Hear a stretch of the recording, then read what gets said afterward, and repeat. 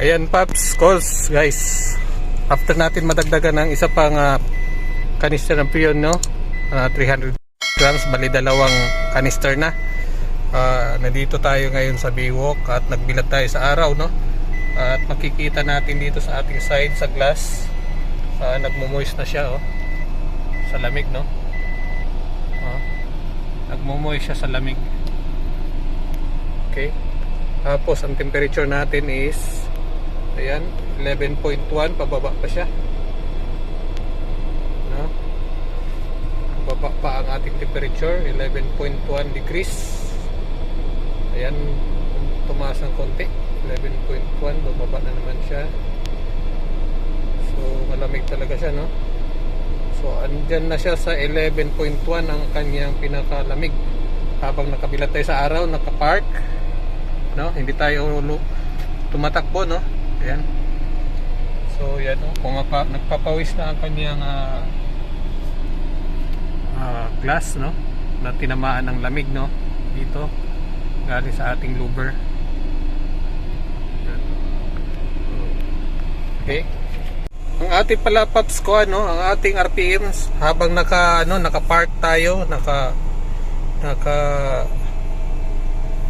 number 2 sa ating aircon.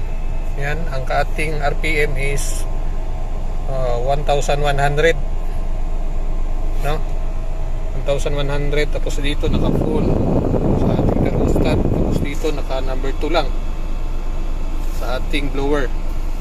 Yun ang kanyang temperature, no? Matapos tayo magdagdag ng additional refrigerant na 1 canister na 300 grams. So ibig sabihin guys, Paps calls, ang ating ginawa ay effective.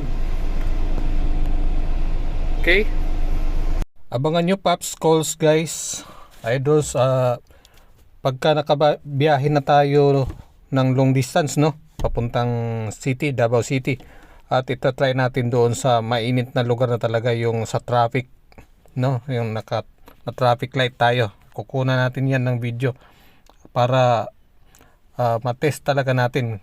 At kapag nakauwi na po tayo sa ating bahay, i-check naman natin na importante rin yung ating leak, kung wala bang nagli-leak after natin nalagyan ng leak stop, no?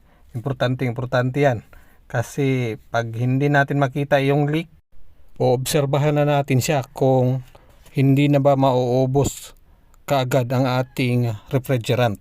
Ibig sabihin Paps calls, natakpan na ng leak stop ang mga butas-butas na yan na naging leak ng ating refrigerant. At sana ma-solve na to na issues. So ayan, sana may nakuha kayong mga idea sa atin, no, sa ating channel. At huwag kalimutang mag-subscribe, mag-like at mag-share. Dahil ang sharing ay caring. Okay, Paps calls. Ito na. Bye.